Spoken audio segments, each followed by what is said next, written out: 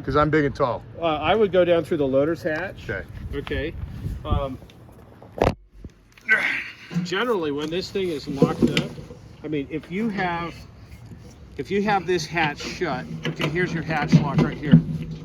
All right. If you have this hatch shut, with Yeah, this lock, you can pop that open, you right? can smack this thing with a hammer, and it'll pop open, and then you can reach underneath and unlock this. Okay.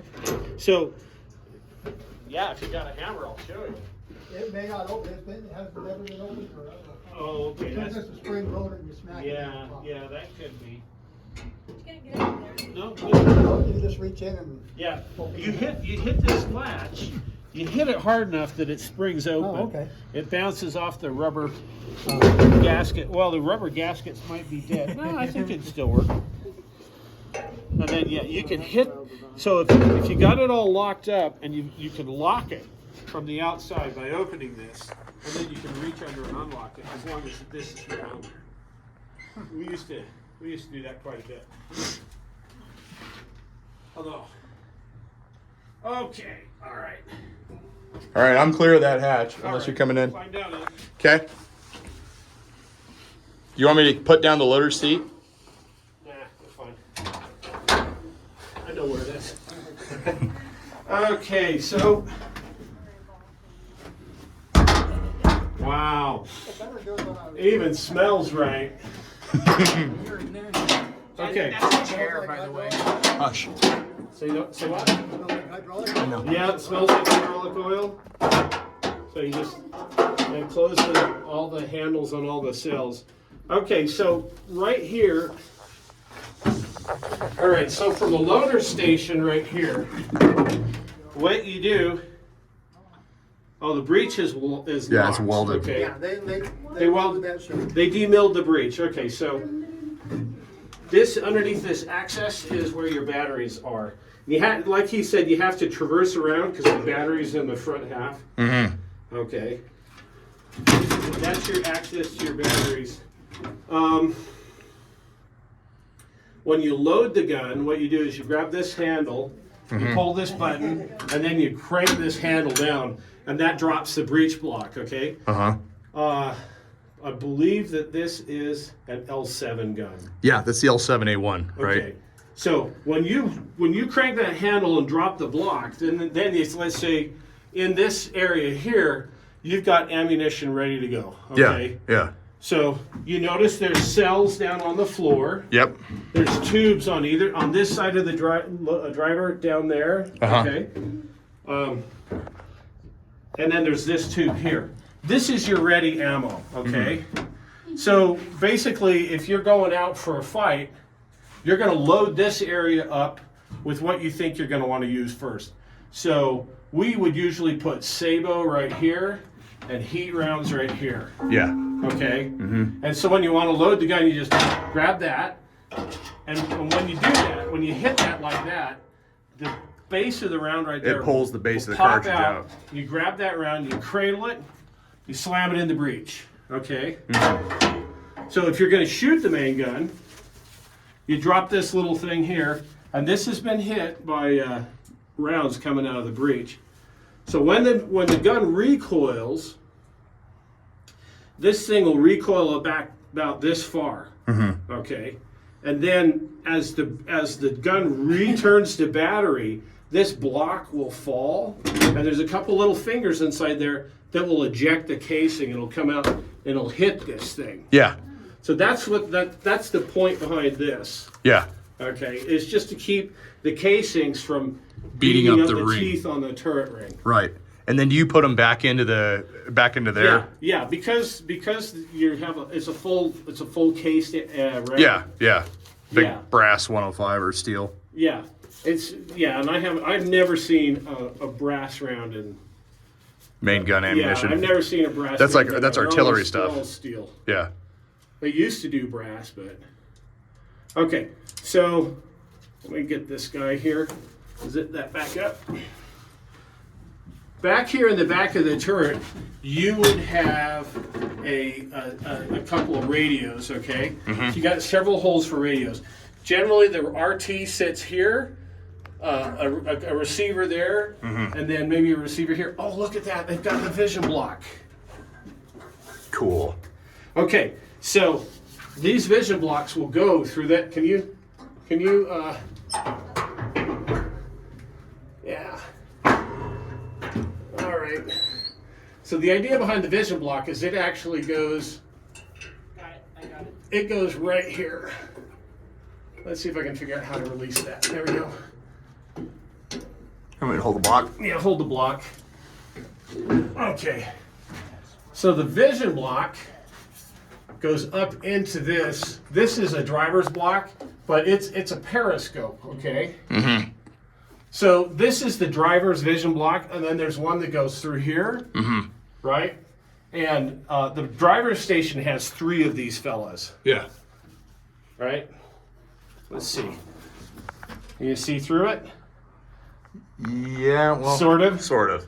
So yeah, you got a mirror on this side, and then just this solid block. And the whole idea of this is that you can see outside and can't get shot through it. Yeah. But that's pretty cool. It's got the vision block in there. Yeah, because So that one in Ohio, it was buttoned, or it was not in. Right. So when you pull this thing down, this latch right here latches that just like so. And is that combat locking it? Combat locking it is when is with this shut. Okay, you've got your vision block installed, and if you get off the tank, you take the vision block out and you just latch this shut, and you can hit this with a hammer. And Gotcha. It'll come open. Oh, okay. Yeah, we would call, so if we were in like a Humvee or something, you would call combat locking. There's a way you can move the door handle that locks it on the up-armored vehicles. You pull, actually what it is, you pull the door handle up, and then nobody can come and open it because they don't have keys. Oh, you know what I mean? yeah. So Okay. yeah, we call that combat locking. But that is combat locking so that you don't have to button it up and you can still gain access to it. Okay. Okay. So this right here is a turret rotate lock. Okay. That will engage the teeth in this turret ring. Down underneath your feet are ammunition ready boxes. Yeah. Okay. 50 caliber, 50 caliber and 30 caliber ready boxes. Okay. Now on this one also you have a ready box right here. I don't remember the capacity of this one. I think it's something like 4,000. Okay. But your M60A3 machine gun was mounted right here, firing, it clipped on with these pins. Yeah. And it fired through that port out. Yeah. Okay. Yeah. And so you load this ready box full. Yeah, and that's the chute where it feeds right That's into the the gun. feed chute coming and then out. It exits right here. And then you have a brass bag that hangs down right here. Okay. Okay. Yep. Now we keep seeing these things around. This is a connection for a gas mask. Yeah. Okay. There's one here for the commander. There's one here for the loader. There's one back over there for the gunner. Okay. And then not only do you have a connection for this gas mask, but you have a little control here, so that when you plug into it, you can set how hot it is. It's got a little heater, so you can heat it or cool. If it's winter, you can have heated air through your gas mask. It's a far cry from air conditioning. Let's see. Usually we would have binos dropped in this, and I don't know. Oh, this. You know what that is? That is actually the box for this periscope. So that's a driver's periscope. But this box here, it would be where you would put your loader's periscope. Gotcha. Okay. Looking down here on the hull, these are vents. When the tank is rigged for deep water fording, what you do is you unbolt these, and there's a cover plate in there, and you can set it so it either draws air through the filter boxes on the side, or it draws air through these two vents. So when you actually ford with the tank, you can get in water up high on the hull, okay, and it draws engine combustion air through those two vents. And then you just have the hatches open, or through the You just vents. drive with the hatches open, Right. or at least with the commander's hatch open. Yeah. And it's really noisy. You don't want to do that. Yeah. Did you guys do any of that? We never did that. Okay. Yeah, we never did that. Did you simulate doing it? We talked about it. Because all of the noise of the engine's going to come through that port. Well, that pipe feeds to The inlet. Yeah, it feeds to the turbocharger. Yeah. So. Yeah. Yeah. I mean, there would be a snorkel that you would bolt onto the grill doors on the back for the exhaust, and then there was I don't remember what, there was something that we did with the air filters, and then also this thing there's a gasket around the turret ring, and there's a provision for pumping that gasket up. Okay, so when you're fording, you would lock this traverse ring. Right. You'd engage that traverse lock. Okay, other cool stuff. You have, this is a control for the internal lights. Okay. Let me see if I can find one of these. No, those are smoke grenade dischargers. Oh, yeah. Those are buttons. You can see them labeled stave shut off. Okay, so this is like when this is an add-on part. Okay, and what this is for is when the turret's in stabilization. You don't. It's moving. The gun's moving around. The gun's moving around. The turret's moving around. Yeah. And you're not in a full basket, so you can get snagged up.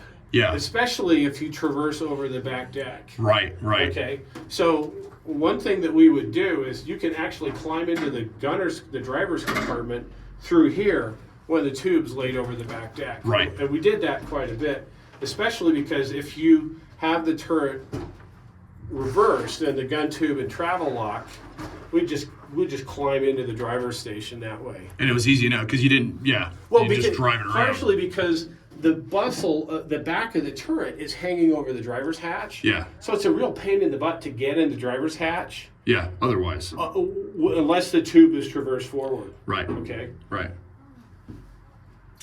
Yeah. Okay. So let's talk about this gun a little bit. So this has a giant shock absorber. So the recoil mechanism is wrapped around the breech. Okay. And so inside of here you have a giant spring. Okay. And then it's got a piston and a set of ports so that when the gun recoils, it's a shock absorber. Okay? Yeah. So if you've seen old towed artillery, sometimes they'll have a couple of shock absorbers on top of the tube. Yeah. Well, this one is just wrapped around. It's wrapped around the gun. All right.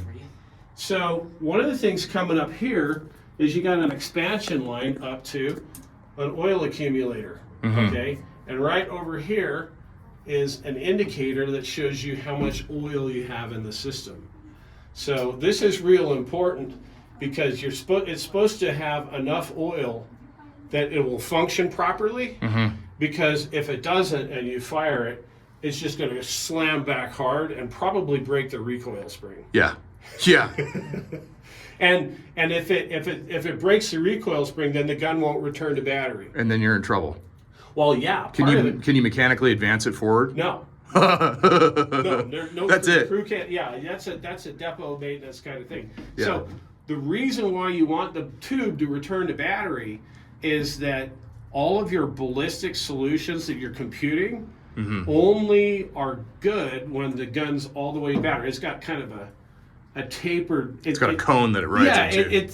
It's kind of interesting because when you think about a high-powered rifle, you'll mount the telescope on the rifle, and the relationship between your barrel and your scope don't change. Well, every time you fire the gun, the relationship between the tank and the gun changes, and then it has to return to battery. Yeah. To shoot accurately. Yeah. Yeah. So this has got some really cool mechanical stuff going on in here. So, for instance, when you look at this set of linkages here, okay? They're connected to that. Is that supposed to go to this? Or they've fixed the turret in a raised position? my memory doesn't serve me on exactly where this thing attaches. But what's going on here is this link right here is grounded to the turret. Okay, so when you elevate the tube, you're taking and you're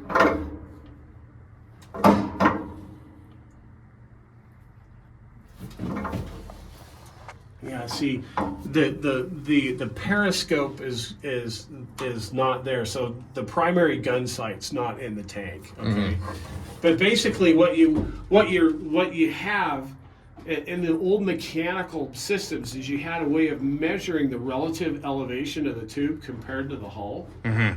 Okay, and then when you operated your rangefinder, you had a range input and a super elevation input, because it would take the feedback from the gun's actual position to the computer, and it would compare what it calculated the solution should be to where the gun was actually the actual angle, and it would match them. In other words, there was a feedback linkage that would connect the gun to the computer so that it knew the relative angle. But it's an electromechanical deal where... Yeah. So nowadays, what you would do is you would put an encoder on the trunnion and an encoder on the turret ring. You know, a whole bunch of electronic sensors, and the computer would just think through it.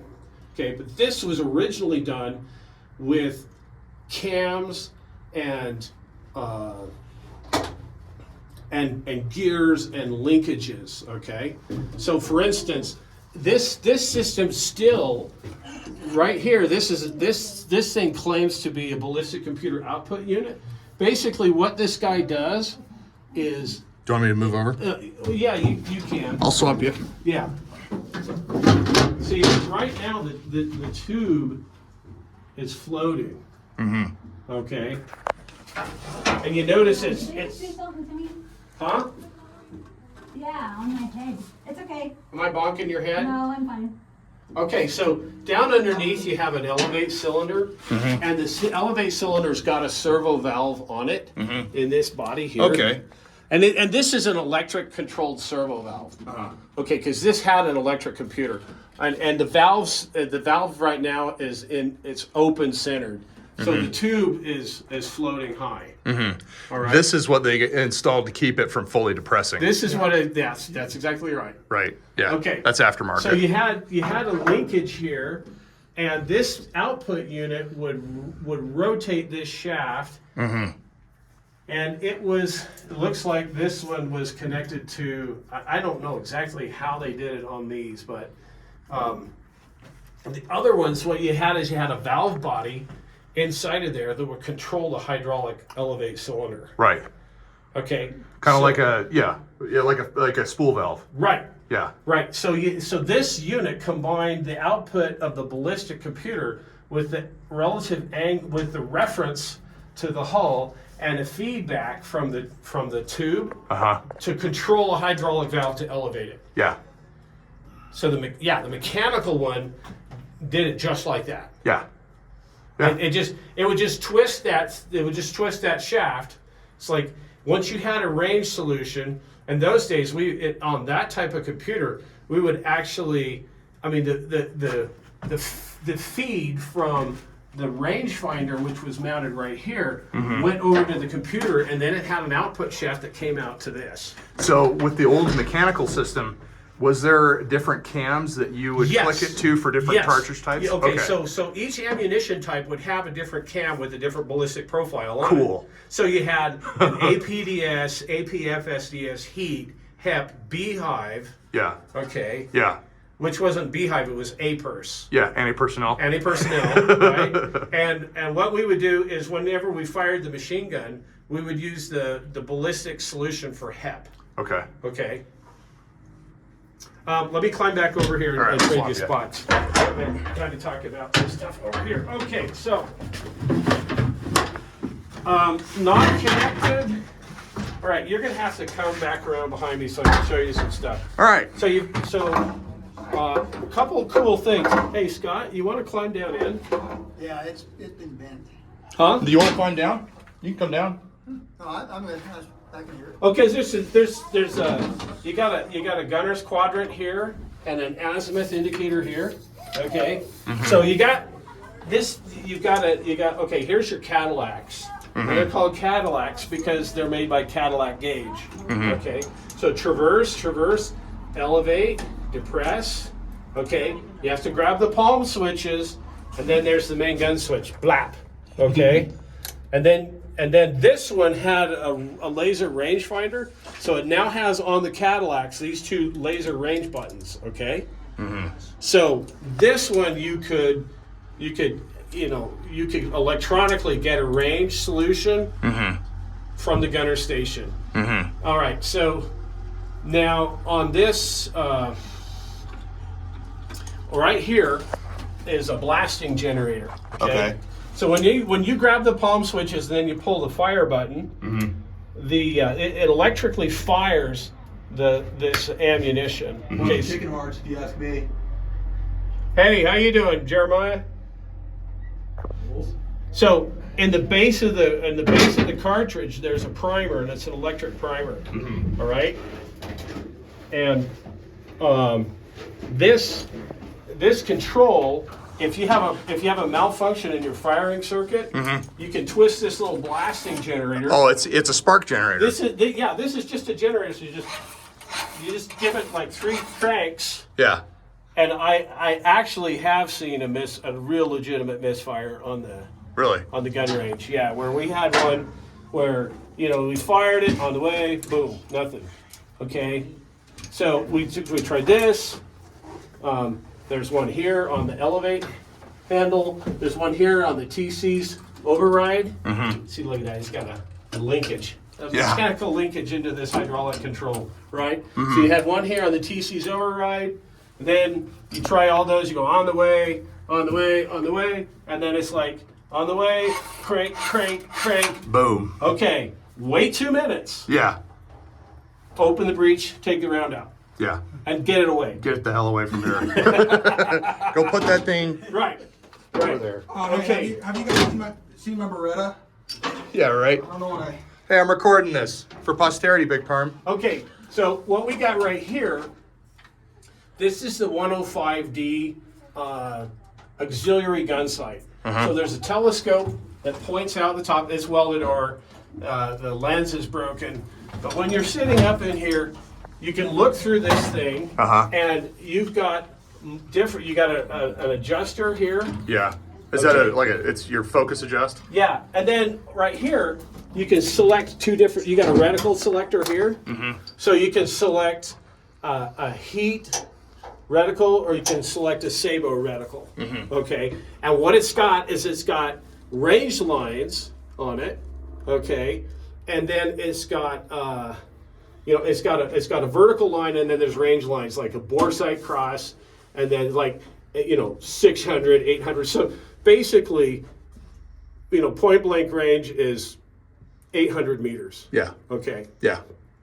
An enemy tank pretty much fills your gun sight at that range. Yeah. It's like just shoot anything, any part of it, shoot it. Right? Yeah. No, but so you have range lines, and what you do is you elevate until your estimated range line is center of mass on your target. Yeah. Okay.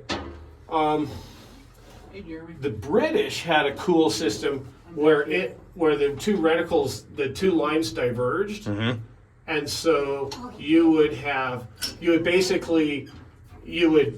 elevate until that your enemy, your T-55 fit between the 2 range lines. Yeah. That was your ballistic solution. It measured it. It measured it. Yeah, Yeah. you measured it, right? Yeah. Right? And then you had some offset marks so that you could apply lead. If you're tracking a moving target, you can apply lead that way, right? Okay, and then you got a couple of adjustments here for your telescope mount, and these are for when you go out to the range and you shoot the main gun and you want to zero this telescope. These are your zero corrections right here. Okay. Now, looking down here in front of me, By the blasting computer, I think this is the light control. Yeah, this is an interior light control. We got a couple things here. This is a gunner's quadrant. It's kind of beat up, but the idea behind this thing is that you can enter an angle into this device. Mm-hmm. Okay, and then right here is a bubble. Mm-hmm. Right here is a bubble. Yeah. So what you do if you want to do indirect fire, and you put an angle, known angle, it's like you get a fire direction control. Fire direction gives you a ballistic. They say, okay, elevate it to 32.7, or I can't remember, it's degrees in minutes, but you get an angle, and then you dial the angle into this thing, and then you elevate and level the bubble. And when the bubble's level, you have a ballistic solution. Mm-hmm. Okay? Mm-hmm. And then you also have an azimuth, right? So you got an azimuth indicator, and it shows 3,600 gradients. Or is it mil radians? Mil radians, yeah. So what you do then is you grab this guy, and you can release this handle, and then hand traverse the turret until you line it up. Line it up with whatever your FDC says you should shoot. Yeah. And then in those days, they were using. They had. In the 90 millimeter guns, they had fragmentation rounds. Mm-hmm. For these things, we were not ever issued a general purpose fragmentation round. Mm-hmm. Okay, we had these were intended for direct fire missions. Mm-hmm. Okay. Yeah. So. Oh, see, now on this, because it's got the analog computer, and I haven't seen this guy for a hot minute, here is your ammunition index for the electronic computer. APDS, FSDS, HEP. It's not getting better. Yeah. There's crap on it. And heat, okay? And if you're traversing, that light will go green. Mm-hmm. If you're stationary, that light will go red. Mm-hmm. Okay. And then you've got a bunch of status things, okay? And this here, in this control, this you don't use in normal operation. Mm-hmm. This piece. What you do is you go out and you fire the gun and you zero it, and this is where you put in all of your zero corrections, okay? Mm-hmm. For when you're bore sighting and zeroing this machine. Mm-hmm. And then here you have a couple of inputs, like this one's air temp. So let's say you know that it's 80 degrees outside, mm-hmm. you twist the temp knob. These things have a lock so that you can actually, they had a mechanism, a provision in them, so that you could set the air temperature, and you could set your relative altitude, mm-hmm. and that would help the computer to account for the aerodynamic drag of the projectile mm-hmm. in the air, okay? And then you've got, over here are your stabe controls, right? So let's go back just a second.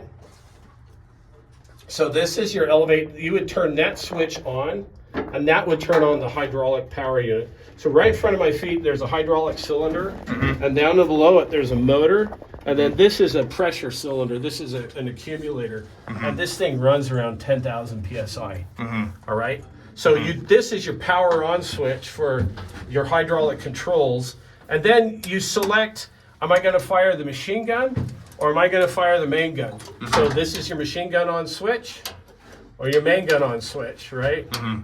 And it'll give you an indicator light. Mm-hmm. And then, when you grab these palm controls, when mm-hmm. your stabe is on, so you turn on the stabe power, and then you turn the stabilization on, right? Mm-hmm. If this sucker is fired up, what'll happen is this will latch, mm-hmm. electromagnetically latch, okay? Mm-hmm. And so, then you look through your sight, and you look and see if it's drifting, and you got a couple of null knobs here mm-hmm. for your it's gyro stabilized, and so when you fire it up, there's going to be a little bit of drift in the gyros, mm-hmm. and this allows you to null out, elevate, and traverse drift mm-hmm. on these controls here. Mm-hmm. And then it looks to me like this had a ballistic shield control here. Because on the other ones, the ballistic shield was controlled here. So the periscope, when it's installed, has got a little door that flips open. So that it's a ballistic shield. I mean, if you're in a gunfight, obviously you're not going to be opening and shutting the door. Yeah. If you're expecting a gunfight, the door's open. Yeah. Right? All right. And these are, of course, adjustment locks on your 105 Delta. This is an override valve for the hydraulics, I believe. I never had to mess with that much. Now, this elevate handle and this traverse handle, okay. If you notice, I can move the turret with that traverse handle. Okay? Yeah. Yeah. It's just running through this gear drive Yeah. down into this whole system, all right? So this, of course, the elevate's dead on this because the tube is open. What it normally works is, I mean, there's something wrong with the hydraulics, but what it normally works is when you crank like this, you are manually pumping oil from one side of the cylinder to the other, and it depresses it, okay? So the servo valve has an override that's a mechanical override, okay? And this thing, it actually feels like it's moving oil. Yeah, Oh, look at that. It's elevating. Okay, so something's up with the hydraulics because I'm elevating the tube right now. Yeah. I can feel it dropping underneath my arm. Yep. And so you got that elevate control. You got this traverse control. I don't remember how many turns it is to crank that sucker around, but it's a lot. Yeah, it's a lot of turns. Okay. So moving past this guy, this gear drive, into the commander's position, you got, so maybe you should be, Yeah, I'll come out. maybe you should be from above Yeah. and down on that. Yeah. I don't remember why this thing was. Okay, up here in the commander's position. Okay, you've got, hey, how you doing? Okay, so you've got an elevate and traverse control on the M85. And then over here, I'm sorry, this is an elevate handle, and then this is your traverse handle. This ring feels like it's locked. Yeah, okay. So what you have here is you have two sights. This is the gun sight for the machine gun, okay? And it goes through this periscope here. All right, so you got a periscope here looking out, right? This looks through the main gun sight for the cannon, okay? So from the tank commander's position, he can't, from this position, you I don't see controls for, I don't see ammunition controls here. Okay. Like you have down there in the gunner station. I don't see the ammunition controls in here. But from this position, you can either fire the machine gun or you can fire the main gun. Now the machine gun's got this little button to fire the machine gun, and then it had a solenoid to trigger it. And it was all mounted up. If I remember correctly, we had to unship, what did we have to take out to get the machine gun in? I think we had to take out the lower piece of this thing. Because the machine gun, if I remember correctly, it goes in from the front. Yeah, we would undo these. You would fold this stuff up, and you would undo these, and undo this little clip, which this is your super elevation that connects this is the feedback from the machine gun to the sight. So I can look through the sight and run these controls and actually have an idea of where the machine gun's pointing. Okay, so you'd undo those two and undo these two, and you could drop this block out. All right, and this sight here is for the main gun, and then you take the stupid machine gun out the back through here. And then have to weasel it out of the top of the turret. It out. And so it seems like, well, you know, you're getting shot at. You're protected to take that thing out. Whereas on was this M1, a malfunction on it or something? Yeah, if there's a malfunction, but it's the stupidest thing in the world because the truth is, it's a pain in the butt. Yeah. You're not going to take that. If you're in a gunfight and this thing quits working, which is likely because it's an M85. Yeah. You would just not use it. Yeah. You know, you call up your buddies and you say, hey, you see those trucks over there? Come over here. Yeah, they're over there. Go shoot at them. Yeah. Right? Yeah. Or you just engage them with the coax. Coax. Yeah. Yeah.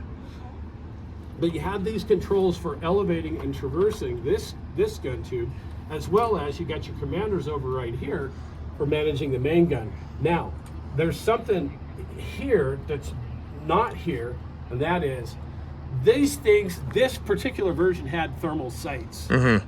And so up here on top of this right here, no, that's not it. The thermal sight controls aren't here. There was a set of control boxes so you could select black hot, white hot, and brightness. Mm-hmm. Okay, for the thermals. And it's probably plugged in here. I don't see it. Now, on this machine gun, this was you would snap this guy on to run the machine gun. Mm-hmm. Okay, so that's the safety, right? And then it had this funky switch where somehow it would have the idea that it would just, when it got to the last round, there was a switch, mm-hmm. and it wouldn't fire the last round. So it made it easy to put new ammunition in and not have to reload it? Or you just slap a belt in? Or slide it in, probably?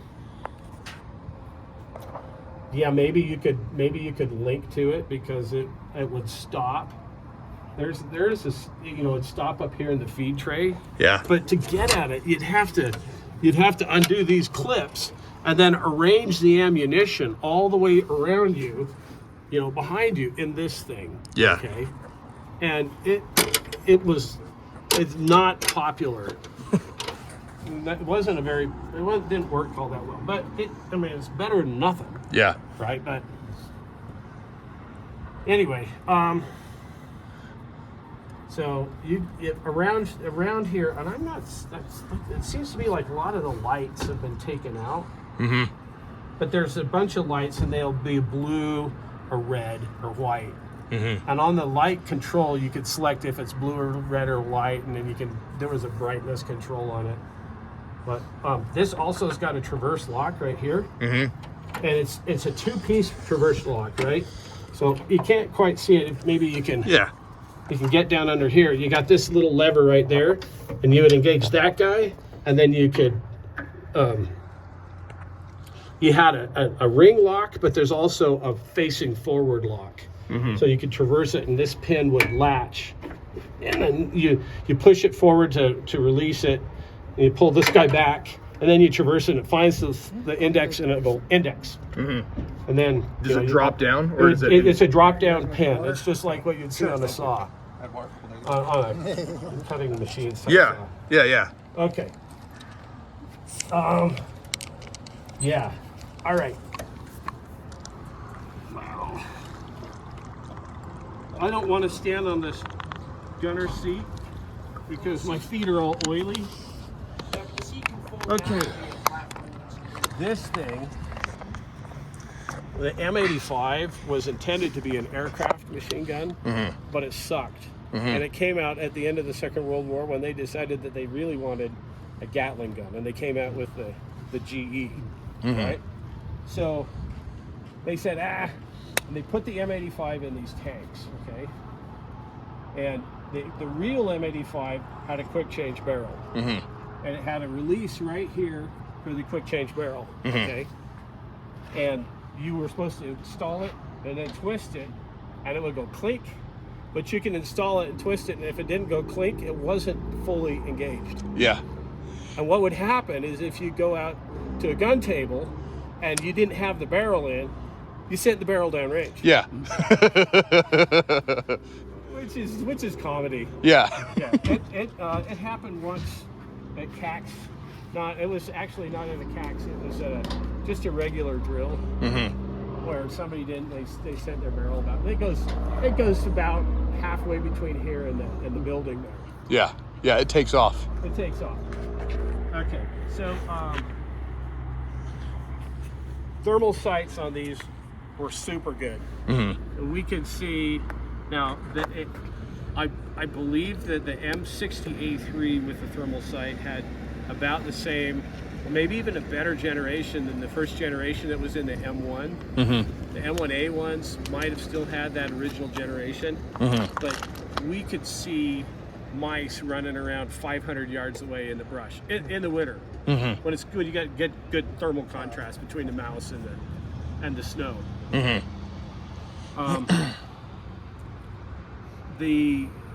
You could pretty reliably identify an armored vehicle type at night through smoke out to maybe 2,000 meters through thermal sights. Wasn't quite as good as optics, but what was really good about it is that when you fire the main gun, you get a bunch of dust and smoke kicked up, and especially if you're trying to watch your tracer through your optics, you can't see exactly where it goes. Somebody else, your wingman, is like, yeah, you're short, add 2, right? The thermal sights would see through the smoke, and so we would run them in the daylight because you'd fire that gun and you could watch the tracer all the way in. Yeah. And the other thing is if you hit short and you got a bunch of dust, you could still see you see the base of the cart or the projectile. You could see that or you see the impact. You could see that dust, but that you could still see a vehicle through the dust on the far side. So it was real cool. Thermal sights were real. They made me a believer. Okay. So I don't know if did you catch me talking about the thermal shroud on the gun? Yeah. Okay. So the Russians were kind of cool in that when they built their tanks, they would put this door in front. Okay. And so the idea there was that the tank commander could be riding out looking like this, and he'd be protected from fire from the front. I don't know. Israelis, when they had these cupolas like this, they got rid of them. Yeah. And the reason why they got rid of them is if you punch a hole through this with an RPG, yeah, you're toast. Well, the problem is if you hit it on this side, what happens is the fragments hit this side and spray down onto the loader and the gunner and the commander. Yeah. Right? Yeah. So you notice the M1s do not have this dome-shaped cupola on them. Yeah. Well, that was 73 war. They realized that was a bad idea, so they got rid of it. Yeah. All right, up here on top, we got some stuff that's welded shut. This was a port for a searchlight that would sit on 3 trailer hitch balls there on the top of the gun tube. Yeah. Okay. And then you had here this little fella, which you can't. You have it's to underneath the turret, yeah, right. Or the cupola. But when that thing is up, what it does is it prevents you from shooting your searchlight off with your M85. Yeah. Also, if you look out on the end of the muzzle, out of the end of the tube, there's a flat spot milled in it. So I think that this is a tube that was common to the M1 that had a provision for a muzzle reference out there on the end of the tube. Where the M1 had the muzzle reference, and the idea behind the muzzle reference was you could know exactly where the tube was pointing, and you go out and you bore sight, and then you shoot, and you zero, and then you look at your muzzle reference and you make some corrections in your computer so that the muzzle reference lies exactly on your bore sight. You have a muzzle reference control on that computer that you can click, and it makes this periscope that's there, look at the muzzle reference. Okay, so you lay the tube horizontal, and you adjust your reference so they line up exactly with that. There's a source in there that you can look at, and it's a little light, and you can align your reticles to it. So why that's cool is you go out and rumble around in the desert and get in a gunfight, and you've been out all day and thumping around, and you've got heat. Your gun tube droops because it gets warm, is when you're shooting it. Well, you can go back to your computer and recheck your reference and adjust where the tube's pointing and reestablish your zero that you got, at 6 o'clock in the morning. Mm-hmm. And that was a really cool feature. So I said earlier about the thermal shroud being on the tube because the heat will make the tube bend, okay? Now, about a third of the way up the tube, there's a can around it, and that's called a bore evacuator. What the bore evacuator does is it pressurizes with combustion gases as the projectile passes it. Mm-hmm. It's got a set of holes drilled so that they point towards the muzzle from that sleeve around the gun, okay? And what it does is it creates an adductor, which when the tube passes out, when the round passes out of the end of the tube, that pressurized gas sends the jet towards the muzzle, and it sucks the smoke out of the breech and out of the gun tube. So if you ever see videos of tank guns firing, they'll fire and then there'll be a puff of smoke after. So you do the flash and bang and dust, and then there's a puff of smoke that blows out of that. That's the bore evacuator doing the job. Okay, and a good way to distinguish, later generation Western versus Soviet bloc armor was we always put this bore evacuator towards the breech end of the gun tube, and they put it towards the tube end. So if you see it 2/3 of the way up the tube, it's or at the end of the tube, like you'll see T-54s and T-55s with the bore evacuator all the way out at the end of the tube. Yeah. It's like, it just screams Soviet. Yeah. Yeah. Okay. I didn't talk about this guy, but back here on the top of the turret, there is a fan vent. And there's a control switch in here to see if it's still intact for turning on the turret fan.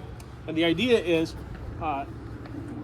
with these tanks, because you don't get complete combustion of all the propellant. Okay, so when the casing comes out of the breech, there's some carbon on the inside of it, and there's maybe some oil on the outside of it. It's smoking. Right? So this thing turns into a downtown bar right away. You fire a couple rounds and it's thick as sin. So there's a switch in here, if I can find it, that turns on that fan, and it sucks smoke out of the turret through that exhaust fan. I think I can find that switch. I should have mentioned that when we were talking about this protective. Is it down there by the gunner Yeah. or the loader? Oh yeah, the blower switch is right here, right behind. So your blower on-off switch is right behind this pad. Okay, let me check something here. This will be cool. Survey says no. Okay, there's a little box back here for the crosswind sensor that goes on that stalker.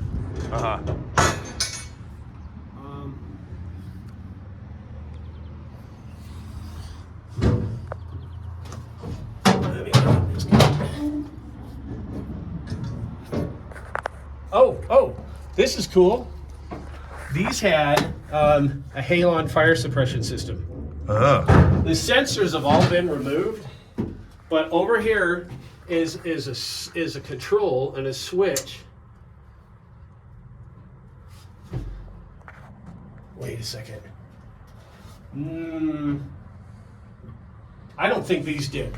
I'm mixing it up with the M1. So there's a fire suppression system. It's not I don't think it's halon. It's in the engine compartment only. Is that the one I believe it says it's halon? Is this up right there? Oh, it might be. It might be. So I might be. I know the M1s had one that that would detect a fuel air fire inside the turret. Oh, thanks. So the halon fire suppression system would fill this whole compartment with halon. It would put out fuel air fires. Wasn't any good for an ammunition fire, but it made a whole ton of difference. And you had like 3 sensors in a couple different spots in the hull, and up here in the turret, and one down in the driver's compartment. Okay, the older M60s that didn't have the halon fire suppression system still had an engine fire suppression system, and it might have been halon too, but he's got a control there to set it off. So, you know, your company commander calls you up and says, hey, you're on fire. You set that thing off, okay? The driver has down in his station a couple of halon pull handles, and for a long time they had them on the outside of the hull on the front. There's a handle, red handle that you can pull to put out a fire. So, pretty cool stuff. Frankly, I haven't been inside one of these things since 1990. So some of it's kind of foggy. Okay, let's go down to the driver's compartment. See all the fun down there. Should I come in from here? I don't know. Cool. It's kind of hard to see. You won't see much from there. Well, I just know that you can. Yeah. Okay. So all right. Let me know if you guys find my rifle. I got really oily feet from being on the turret floor. Yeah.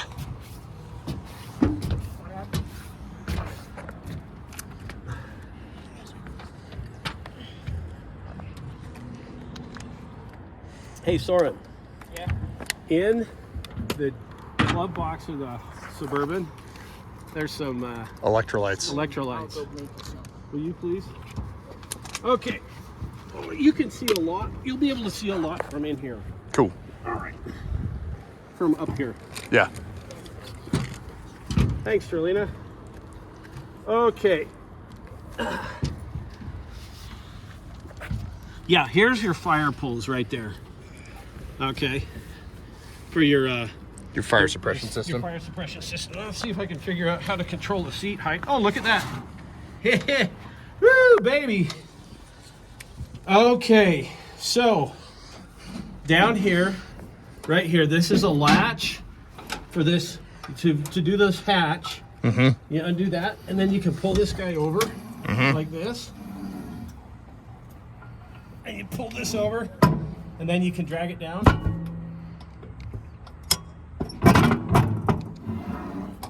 Yeah. Generally speaking, you want to have that locked, not just twisted. You want to get this latch all the way over to here. Okay. Because when you're at the gun range, it's not cool to have the hotch pop. Yeah. Yeah. You ever have that happen to you? Yeah. Yeah. As a matter of fact, I have had the hatch pop.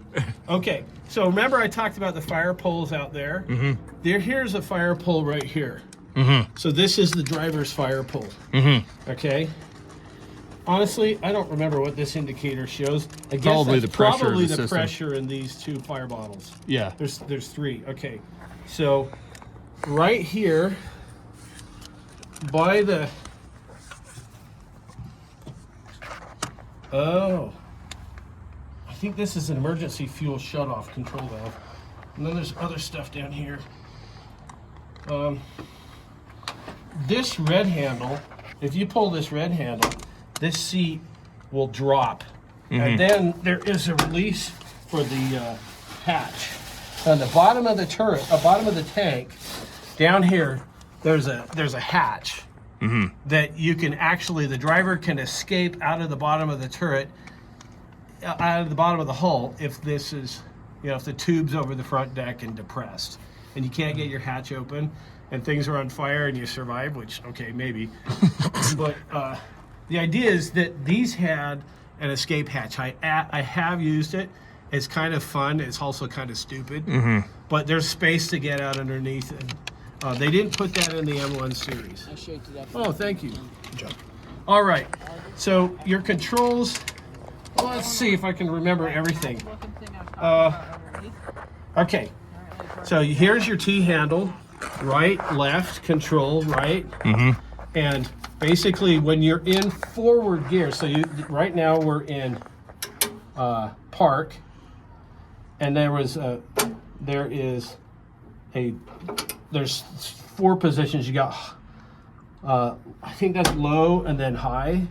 So when you're in the neutral position, if you grab this T handle and push it to the side, the tracks run opposite directions. Okay. Is it in park? It'll have to be out of park position.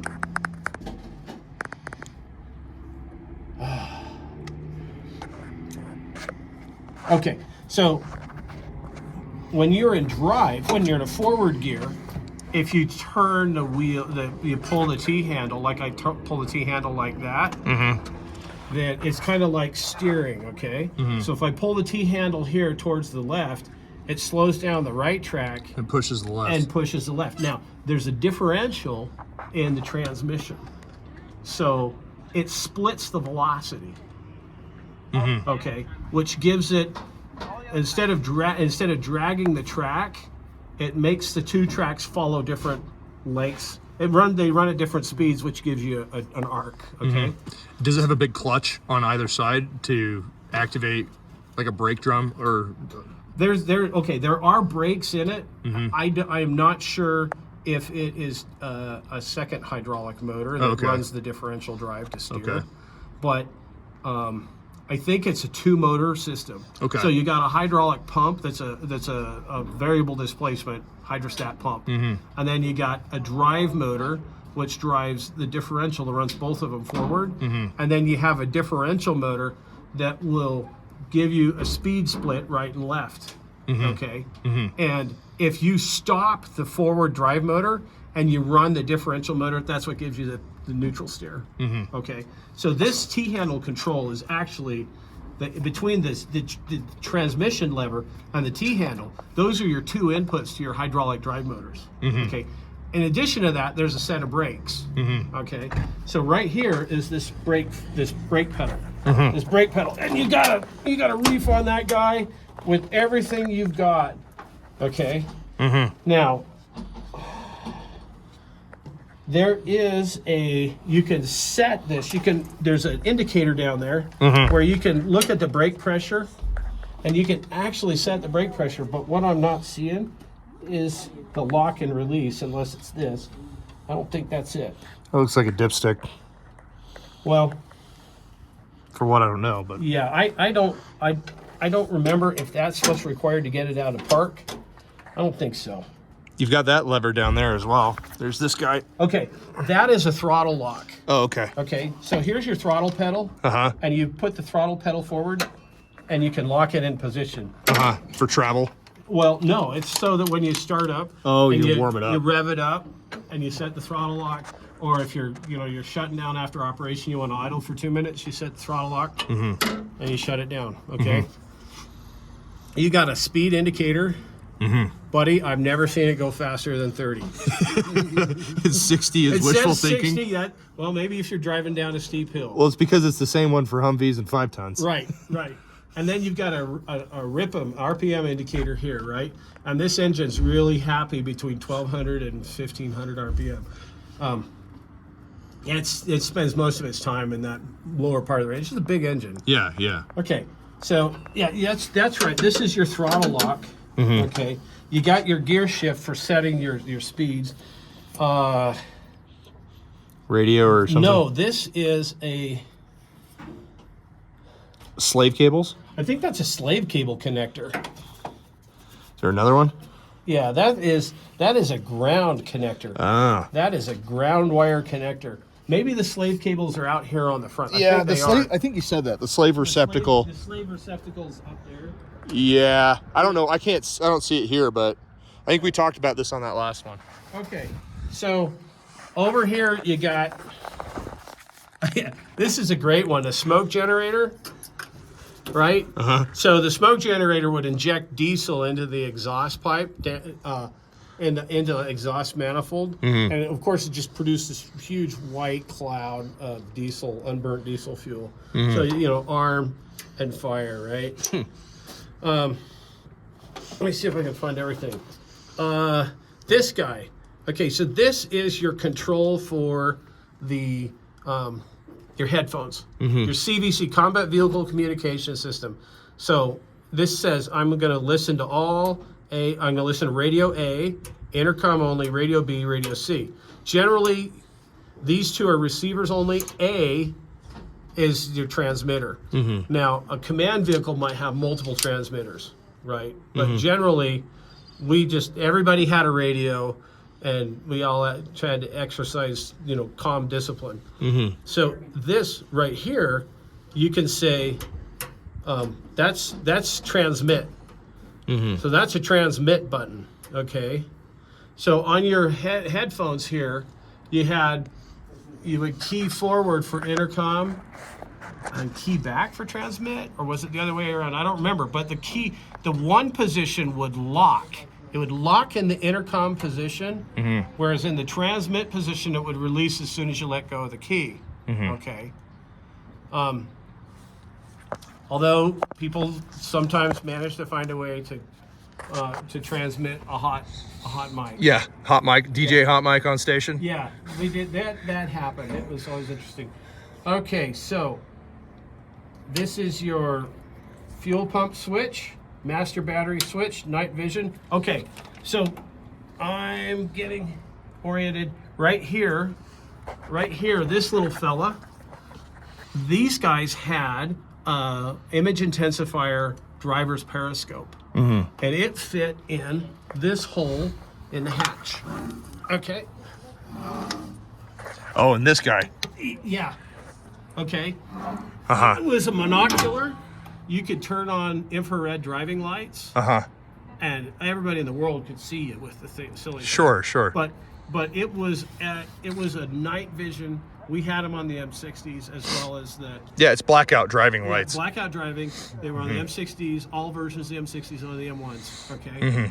And so this little cord here is your power switch for your night vision device. And then over here, you've got a night vision, where is it?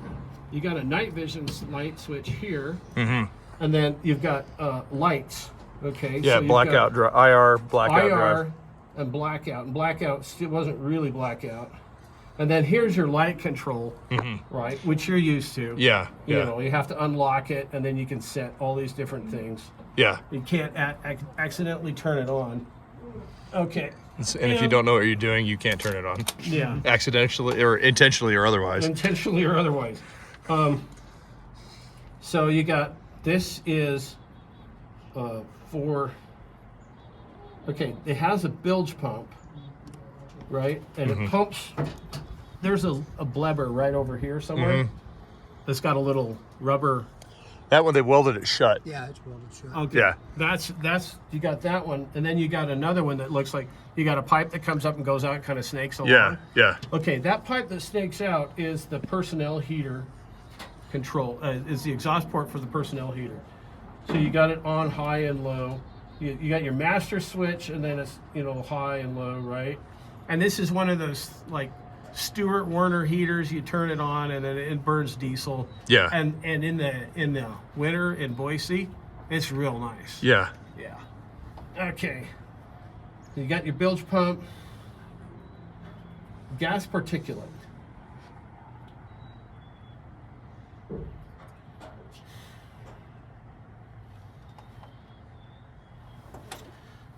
Where's this? Here's this gas mask port. Maybe that was how you turned on your gas particulate. But that usually had, you also had a temperature control knob, and I'm not seeing it there. There's the pipe that connects to that. Well, What's that handle down there? This one's not supposed to be here. but I'm not going to move it because I'm not sure what's going on. I think that is. Is that how they sealed the hatch? Oh, they put a piece of angle iron there to keep somebody from getting in the hatch. Yeah. Yeah. That is a rubber ball. That's free. Oh, and this right here, this is cool. This is your drain valve control. Now you see there's batteries right here? Mm-hmm. Okay. So you have to traverse the turret around to get access to these batteries. All right. Night vision, IR selector, blackout drive, fuel pressure, the engine, transmission oil pressure, transmission temperature, engine oil pressure, temperature, fuel tank selector, left and right, little lights under these. I think that this light here, I think that light was an indicator that the engine was not started. Oh, okay, last main thing here. That is the rheostat knob for your heater. Okay, so this right here is a pump. So this pump, you crank this pump. Mm-hmm. It's a primer. We called it the primer. It was to assist a start. I think it just puts diesel in the intake manifold. Then there's a button on the end of it. Mm-hmm. Okay, you hold the button down, and it's a grid heater for the engine. So when you go and start it, you can, in cold weather, you can pump this thing, 10 times or something like that. Mm-hmm. Right? Mm-hmm. And that was, oh, well, here's the bilge pump right here. Mm-hmm. See, there's the screen. There's the bilge pump. So that basically is everything in here. And wow, I haven't been in one of these for a while. It's cool, thank you. Mm-hmm. Yeah.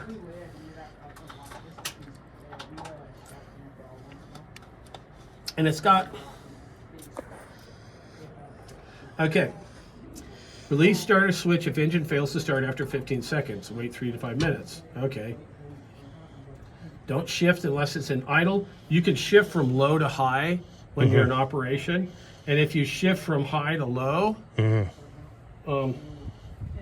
it throws whoever's sitting on top in his seat observing out. It tends to throw them off. So, yeah. So you can shift it. Reverse is back here, and of course, it's just reverse. All right. That's pretty much everything interesting. Oh. Right, this is where the night vision periscope went. And there's another vision block in there, it looked like it opened that back up. Oh. No, that's the night vision It's just periscope. foam stuff. There were places when we would drive it, we'd have vision blocks installed in all 3 holes. Mm-hmm. Okay. And there is I was trying to find the stowage spot. Anyway, flashlight. There usually be right here. There's a spot there for a 45 caliber grease gun. Oh yeah. What were those things? Yeah, M3. Yeah. Never saw one ever. Yeah. We carried 45s. They gave us short barreled carbines, M16 whatever. Yeah, like car 15s or something. Yeah, but they were like short. Yeah. There's a spot for hand grenades back there too. Yeah, there's a spot for smoke grenades. Oh, okay, yeah. There's a box for smoke grenades, and the dischargers were on both sides of the turret. Yeah. Yeah. I'm trying to remember what would live here. I mean, there's stuff. There's mount brackets where stuff lived, and as I don't see it, I don't remember exactly what it would have been. Oh, you know what this guy is? That is the air pump. That is the air pump for the turret ring gasket. Oh. I believe. So you pump that up to seal the gasket. This handle that's down here. Oh, and I also failed to mention the high-low selector. Oh, for your high beams? Yeah. Something that was pretty there's common to all there's vehicles. A high-low selector switch here. And I think that the way you would set the brakes is that you would hold this thing down and shift it into park, and then it would hold that pressure. I think that's how it, if I remember correctly, that's how that worked. There's your heater. You got adjustments, fore and aft adjustment, an up and down adjustment. Let's get out of here handle. You got ammo tubes over here on this side and ammo tubes over here on this side. Really bad idea. Mm-hmm. In the M1s, there's a fuel cell there and a fuel cell there. Mm-hmm. But you had a fire suppression system, so I guess that made everybody happier. Yeah.